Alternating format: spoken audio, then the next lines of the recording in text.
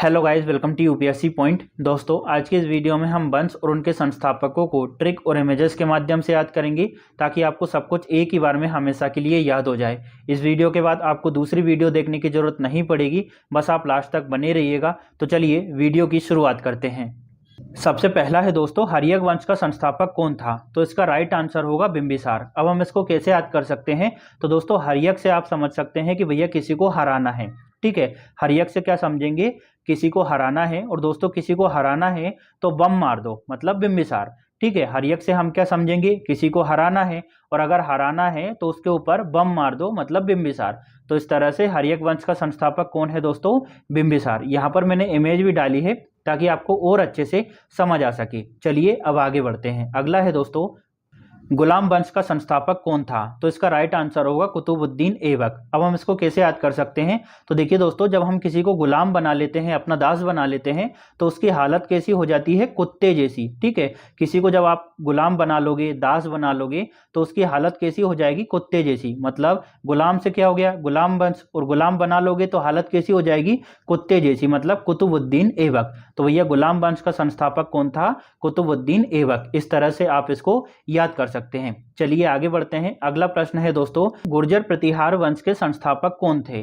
तो इसका right answer होगा नागभट्ट प्रथम। अब हम इसको कैसे याद कर सकते हैं? तो दोस्तों, आप ऐसा मान सकते हैं कि आप कहीं से गुजर रहे हैं मतलब गुर्जर प्रतिहार वंश। ठीक है, आप कहीं से गुजर रहे हैं और आपने नाग देख लिया। ठीक है, गुजर रहे हैं मतलब गुर्जर प्रतिहार वंश दोस्तों, और आप कहीं से गुजर रहे हैं तो आपने नाग देख लिया, मतलब नागभट्ट प्रथम। तो गुर्जर प्रतिहार वंश के संस्थापक कौन है? नागभट्ट प्रथम। इस तरह से दोस्तों ये आपको याद हो जाएगा। चलिए अब आगे बढ़ते हैं। अगला प्रश्न है दोस्तों, शुंग वंश की स्थापना किसने की थी? तो इसका राइट आंसर होगा पुष्यमित्र शुंग ने। अब हम इसको कैसे याद कर सकते हैं?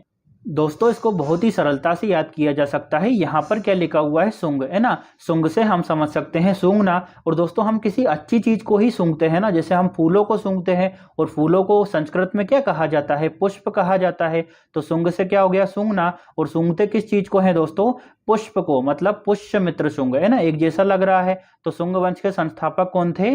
पुष्यमित्र शुंग। चलिए अब आगे बढ़ते हैं। अगला है दोस्तों, मौर्य वंश का संस्थापक कौन था? तो इसका राइट आंसर है चंद्रगुप्त मौर्य। तो इसको तो रटने की जरूरत नहीं है, ट्रिक बनाने की जरूरत भी नहीं है, क्योंकि यहाँ पर क्या लिखा हुआ है? मौर्य, और यहाँ पर क्या है? मौर्य। तो मौर्य मौर्य मतलब चंद्रगुप्त मौर्य। चलिए अब आगे बढ़ते हैं। अगला है दोस्तों, खिलजी वंश की स्थापना किसने की थी? तो इसका राइट आंसर होगा दोस्तों जलालुद्दीन खिलजी ने। अब हम इसको कैसे याद कर सकते हैं? तो देखिए दोस्तों, यहाँ पर क्या लिखा हुआ है? खिलजी, है ना। अब खिलजी से आप समझ सकते हैं कि भैया किसी की खिल्ली उड़ा रहे हैं, है ना। किसी की खिल्ली उड़ाते हैं, किसी पर हम कमेंट करते हैं, हंसते हैं, तो किसी की खिल्ली उड़ा रहे हैं तो उसको क्या होगी? बहुत ही जलन होगी, है कि नहीं। किसी की आप खिल्ली उड़ाओगे तो उसको जलन होगी कि नहीं। तो खिल्ली से क्या हो गया? खिलजी वंश। और खिल्ली उड़ाओगे तो उसको जलन होगी, तो जलालुद्दीन खिलजी। मतलब खिलजी वंश का संस्थापक कौन था दोस्तों? जलालुद्दीन खिलजी। चलिए अब आगे बढ़ें दोस्तों। अगला है, कण्व वंश के संस्थापक कौन थे? तो इसका राइट आंसर होगा दोस्तों वासुदेव। अब हम इसको कैसे याद कर सकते हैं? तो देखिए दोस्तों, कण्व से हम समझ सकते हैं कण कण, है ना। कण कण में दोस्तों कौन निवास करता है? वासुदेव श्री कृष्ण। ठीक है, कण्व से हमने क्या समझा दोस्तों? कण कण। और कण कण में कौन निवास करता है दोस्तों? वासुदेव श्री कृष्ण। तो कण्व वंश का संस्थापक कौन था दोस्तों? वासुदेव। चलिए अब आगे बढ़ते हैं। अगला प्रश्न है दोस्तों, पाल वंश का संस्थापक कौन था? तो इसका राइट आंसर होगा दोस्तों गोपाल। अब हम इसको कैसे याद कर सकते हैं? तो यहाँ पर क्या लिखा हुआ है? पाल। अब आपके पास कुछ भी नहीं है, कोई भी जानवर नहीं है, तो सामने वाला बोल रहा है कि कुछ ना कुछ तो पाल ले भैया। तो आप पूछ रहे हैं कि भैया क्या पालूं? तो सामने वाला बोलता है कि ऐसा कर, गोपाल, है ना। गो मतलब काऊ पाल। ठीक है, पाल, है ना, कुछ ना कुछ तो पाल। अब क्या पालूं? गोपाल, है ना। तो पाल वंश का संस्थापक कौन है? गोपाल। इस तरह से दोस्तों ये आपको याद हो जाएगा। दोस्तों, आशा करता हूं कि आपको वीडियो काफी अच्छा लग रहा होगा। वीडियो अच्छा लगा हो तो लाइक, शेयर और सब्सक्राइब जरूर करिएगा, साथ ही कमेंट जरूर करिएगा।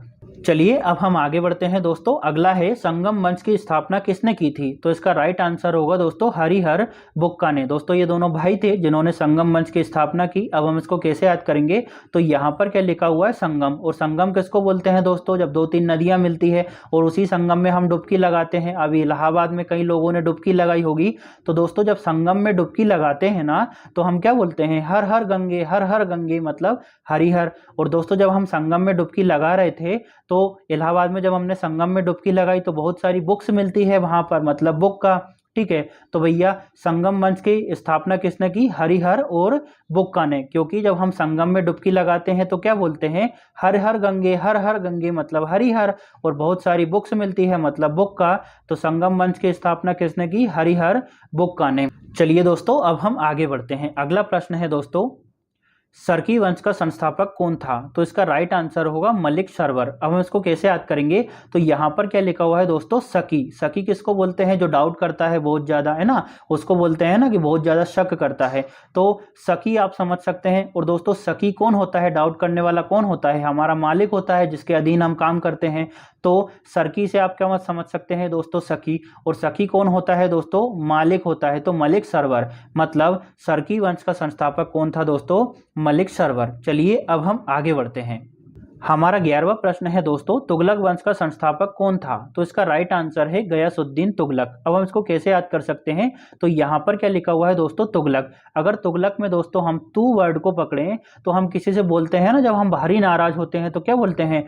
तू गया भाई, है ना, अब तो तेरी पिटाई होगी, तेरे को बहुत जोर से मार चढ़ाऊंगा, तू गया भाई। तो तू गया भाई मतलब तू से क्या हो गया दोस्तों? तुगलक वंश, ठीक है, इतने में ही आपको याद आ जाएगा। और तू गया भाई मतलब गयासुद्दीन तुगलक। चलिए अब हम आगे बढ़ते हैं। अब हमारा 12वां प्रश्न है दोस्तों, शिशुनाग वंश की स्थापना किसने की थी? तो इसका राइट आंसर है शिशुनाग ने। अब देखिए इसको रटने की जरूरत भी नहीं है, ट्रिक बनाने की जरूरत भी नहीं है, क्योंकि यहाँ पर क्या लिखा हुआ है? शिशु, और यहाँ पर क्या लिखा हुआ है? शिशु। तो शिशुनाग वंश के संस्थापक कौन थे? शिशुनाग। चलिए अब हम आगे बढ़ते हैं। अगला है दोस्तों, राष्ट्रकूट वंश के संस्थापक कौन थे? तो इसका राइट आंसर होगा दंती दुर्ग। अब हम इसको कैसे याद करेंगे? तो यहाँ पर क्या लिखा हुआ है दोस्तों? राष्ट्रकूट, है ना, मतलब कोई राष्ट्र को कूट रहा है, राष्ट्र की पिटाई कर रहा है, राष्ट्र पर हमला कर रहा है। तो भैया अगर कोई राष्ट्र को कूटेगा तो हम क्या करेंगे? वैसे ही बैठे रहेंगे क्या? नहीं। अगर कोई राष्ट्र को कूटेगा दोस्तों तो हम उसके दांत तोड़ देंगे, ठीक है, दांत तोड़ देंगे मतलब दंती दुर्ग। अगर कोई राष्ट्र को कूटेगा मतलब राष्ट्रकूट वंश, ठीक है, अगर कोई राष्ट्र को कूटेगा तो हम दांत तोड़ देंगे मतलब दंती दुर्ग। तो इस तरह से राष्ट्रकूट वंश के संस्थापक कौन थे? दंती दुर्ग। चलिए दोस्तों अब हम आगे बढ़ते हैं। अगला हमारा प्रश्न है, चोल वंश का संस्थापक कौन था? तो इसका राइट आंसर है दोस्तों विजयालय। अब हम इसको कैसे याद करेंगे? तो देखिए यहाँ पर क्या लिखा हुआ है? चोल वंश, है ना, और आपने एक गाना सुना होगा दोस्तों, चोली के नीचे क्या है। और दोस्तों जब आदमी चोली के नीचे देख लेता है तो उसकी विजय हो जाती है, मतलब विजयालय, ठीक है। तो चोल वंश का संस्थापक कौन है?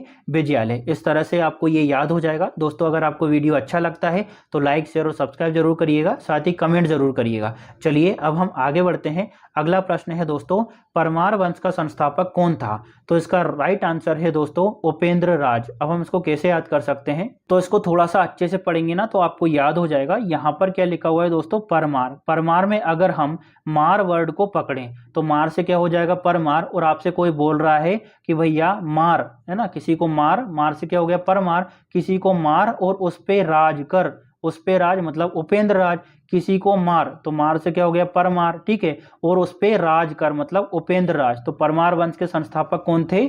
उपेंद्र राज। तो इस तरह से ये आपको याद हो जाएगा। चलिए आगे बढ़ते हैं। सातवाहन वंश के संस्थापक कौन थे? तो इसका राइट आंसर है सिमुक। अब हम इसको कैसे याद करेंगे?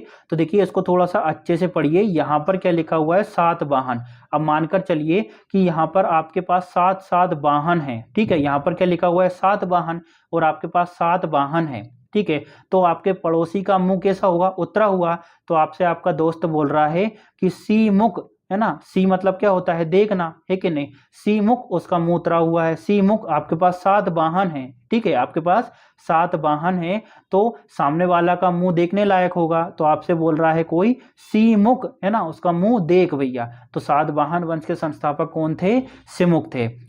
अब अगले प्रश्न की ओर बढ़ते हैं दोस्तों। अगला है, पांड्य वंश की स्थापना किसने की थी? तो इसका राइट आंसर होगा दोस्तों नेडियोन या फिर कंडुगोन। कहीं कहीं हमें कंडुगोन देखने को मिलता है और कहीं कहीं नेडियोन उत्तर में देखने को मिलता है। तो दोनों में से एक ही आएगा, आपको कंफ्यूज नहीं होना है। तो हम बात कर रहे हैं कि पांड्य वंश की स्थापना किसने की थी? तो नेडियोन या फिर कंडुगोन ने। अब हम इसको कैसे याद करेंगे? तो यहाँ पर क्या लिखा हुआ है दोस्तों? पांड्य। तो पांड्य से आप समझ सकते हैं पंडित। और दोस्तों जो पंडित होते हैं ना वो हमारी नाड़ी चेक करते हैं, हैं और बताते हैं कि आपका फ्यूचर कैसा होगा, आप कैसे इंसान हैं, आपका रिलेशन कैसा होगा।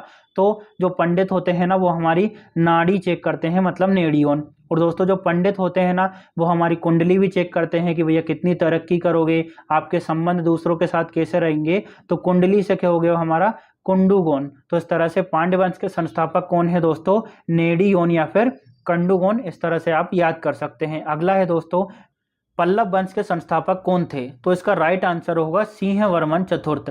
अब हम इसको कैसे याद करेंगे, तो देखिए यहाँ पर इसको अच्छे से पढ़ना है। यहाँ पर क्या लिखा हुआ है, लव, ठीक है। और दोस्तों हम जब किसी से लव करते हैं तो कैसे इंसान से करते हैं, किसी कमजोर इंसान से तो करते नहीं है। लव हम जब किसी से करेंगे तो ऐसा सोचेंगे ना, हष्ट पुष्ट हो, बढ़िया इंसान हो, तो सिंह जैसा इंसान हो, ताकि हमारा मन सही रहे।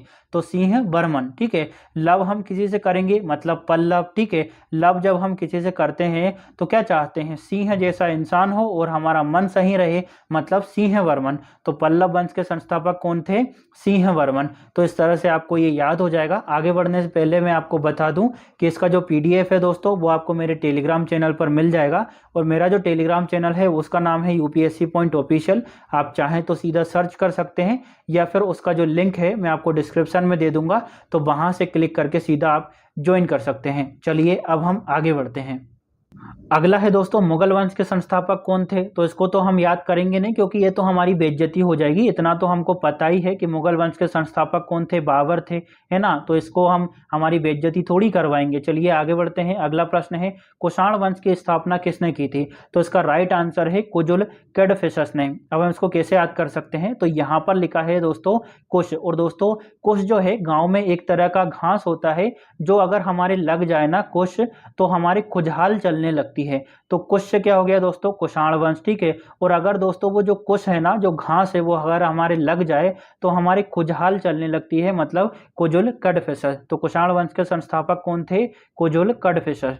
चलिए अब आगे बढ़ें। अब हमारा 21वां प्रश्न है दोस्तों, लोदी वंश का संस्थापक कौन था। तो इसका राइट आंसर है बहलोल लोदी। अब हम इसको कैसे याद कर सकते हैं, तो देखिए आप थोड़ा सा ऐसा इमेजिन कर सकते हैं कि जो लोदी थे ना उन्होंने थोड़े समय तक शासन किया, बहुत अच्छे शासक नहीं थे। तो जो लोदी थे ना बहलोल आदमी थे, बिल्कुल गधे टाइप के थे। तो जो लोदी थे ना बहलोल आदमी थे, है ना। तो बहलोल लोदी। तो लोदी वंश का संस्थापक कौन था दोस्तों, बहलोल लोदी। चलिए आगे बढ़ें। अगला है, सैयद वंश के संस्थापक कौन थे। तो इसका राइट आंसर है खिज्र खां। अब हम इसको कैसे याद करेंगे, तो यहाँ पर क्या लिखा हुआ है दोस्तों, सैयद। तो सैयद से आप समझ सकते हैं भैया शहद, है ना। और आपसे कोई बोल रहा है कि भैया शहद जो है उसको खा, लेकिन कैसे खा, खींच खींच के खा, मतलब खिज्र खा, ठीक है। तो सैयद से हमने क्या समझा दोस्तों, शहद, है ना। अब आपसे कोई बोल रहा है कि शहद खा और खींच खींच के खा, मतलब खिज्र खा। तो सैयद वंश के संस्थापक कौन है दोस्तों, खिज्र खा। चलिए अब आगे बढ़ें। अब हमारा दोस्तों 23वां प्रश्न है, लोहार वंश का संस्थापक कौन था। तो इसका राइट आंसर है संग्राम राज। अब हम इसको कैसे याद करेंगे, तो देखिए दोस्तों जो लोहार होते हैं, कुमार होते हैं, बढ़ई होते हैं, वो कहाँ रहते हैं, गांव में रहते हैं। और गांव को क्या बोलते हैं, ग्राम बोलते हैं। तो ग्राम से क्या हो गया, संग्राम राज। और दोस्तों जो लोहार होते हैं, है ना, तो लोहार से क्या हो गया, लोहार वंश। और दोस्तों जो लोहार होते हैं वो कहाँ रहते हैं, गांव में। गांव मतलब ग्राम, ठीक है। तो ग्राम से क्या हो गया, संग्राम राज। तो लोहार वंश का संस्थापक कौन था, संग्राम राज। इस तरह से आप इसको याद कर सकते हैं। अगला है दोस्तों, चंदेल वंश के संस्थापक कौन थे। तो इसका राइट आंसर है नन्नुक। अब हम इसको कैसे याद करेंगे, तो चंदेल से आप समझ सकते हैं दोस्तों चांद, ठीक है। और दोस्तों जब हम चांद को देखते हैं तो कैसा दिखता है, बिल्कुल नुन्नू सा, है ना, छोटा सा दिखता है ना। तो चांद से क्या हो गया, चंदेल, ठीक है। और चांद कैसा दिखता है दोस्तों, बिल्कुल नुन्नू सा, मतलब नन्नुक। तो चंदेल वंश के संस्थापक कौन थे, नन्नुक। इस तरह से आप इसको याद कर सकते हैं। अब हमारा दोस्तों 25वां प्रश्न है, बहमनी वंश का संस्थापक कौन था। तो इसका राइट आंसर है हसन गंगू। अब हम इसको कैसे याद कर सकते हैं, तो देखिए यहाँ पर क्या लिखा हुआ है, बहमनी, मतलब जो मनी थी ना दोस्तों, जो रुपया था वह बह गया है ना। अब आपसे पूछ रहा है कि भैया मनी कहाँ बह गई है, तो आप बोल रहे हैं हुस्न पर बह गई है भैया, है ना। ये जो हुस्न आपको दिख रहा है उस पर बह गई है ना। तो बहमनी मतलब बहमनी वंश। और मनी कहाँ बह गई है, हुस्न पर, मतलब हसन गंगू। तो बहमनी वंश के संस्थापक कौन थे, हसन गंगू। इस तरह से आप इसको याद कर सकते हैं। चलिए अब हम आगे बढ़ते हैं। अगला हमारा दोस्तों 26वां प्रश्न है, नंद वंश के संस्थापक कौन थे? तो इसका राइट आंसर होगा दोस्तों महापद्मनंद। देखिए इसको याद करने की जरूरत नहीं है क्योंकि यहाँ पर भी नंद है और यहाँ पर भी नंद है, तो नंद वंश के संस्थापक कौन थे? महापद्मनंद। चलिए आगे बढ़ें। अगला है, होयसल वंश के संस्थापक कौन थे? तो इसका राइट आंसर होगा दोस्तों विष्णुवर्धन। अब हम इसको कैसे याद कर सकते हैं? तो देखिए यहाँ पर क्या लिखा हुआ है, होयसल।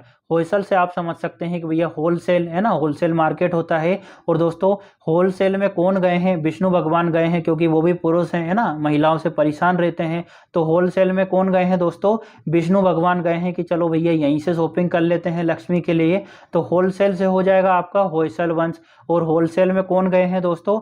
विष्णु भगवान गए हैं, मतलब विष्णुवर्धन। इस तरह से होयसल वंश का संस्थापक कौन था दोस्तों? विष्णुवर्धन।